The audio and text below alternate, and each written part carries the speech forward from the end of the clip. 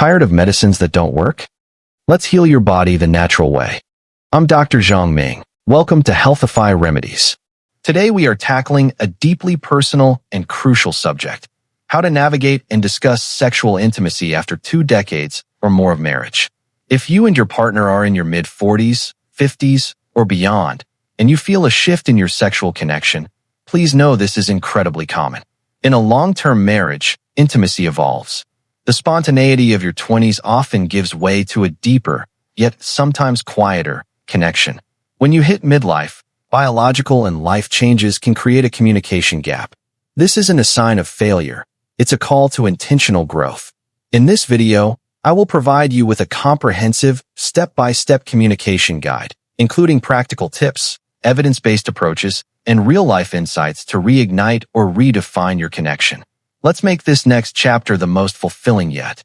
Understanding the midlife intimacy landscape. Before we talk, we must understand what's happening. The changes in midlife are profound, and they affect both partners.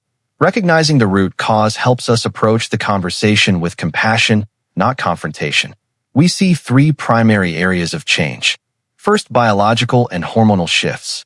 For many women, this is the phase of perimenopause and menopause. Symptoms like vaginal dryness, hot flashes, and reduced estrogen can lead to a decrease in desire and even painful intercourse. For men, a decline in testosterone, often called andropause, can result in lower libido and issues with erectile function.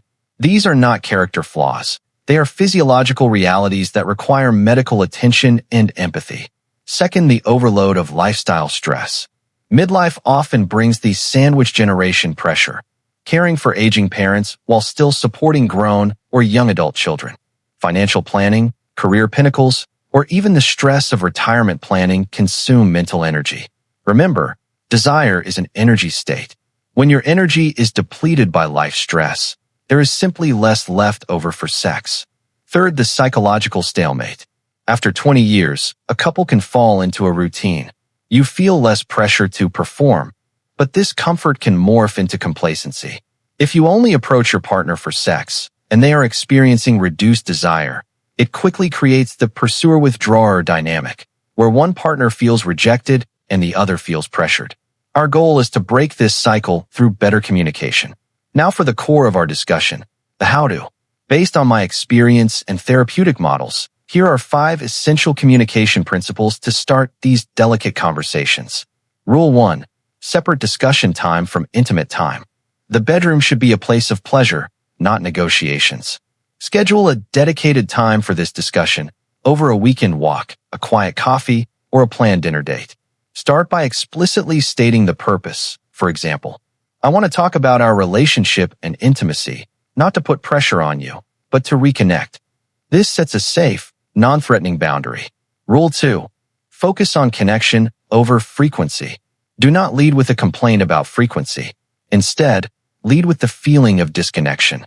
Use I statements exclusively. Avoid, we never have sex anymore. Instead say, I miss feeling physically close to you. I miss the intimacy we used to share, and I feel a little distant. Can we talk about ways to rebuild that closeness?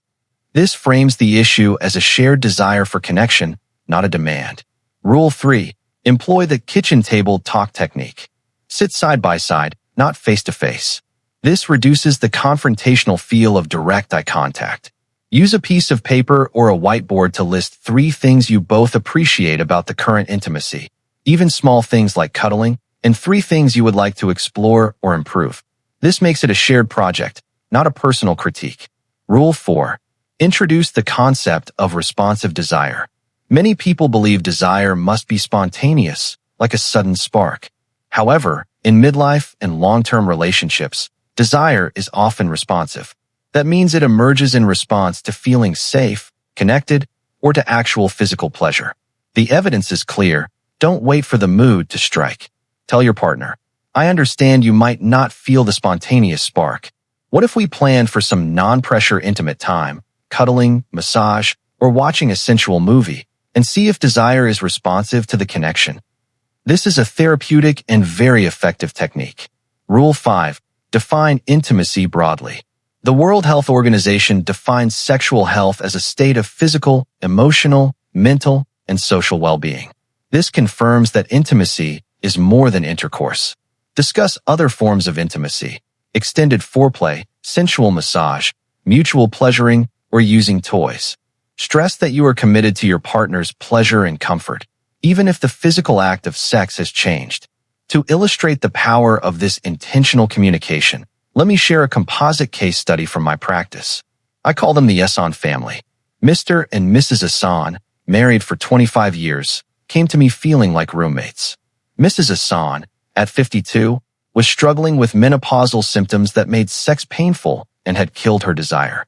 Mr. Hassan, 55, felt hurt and rejected, assuming his wife was no longer attracted to him.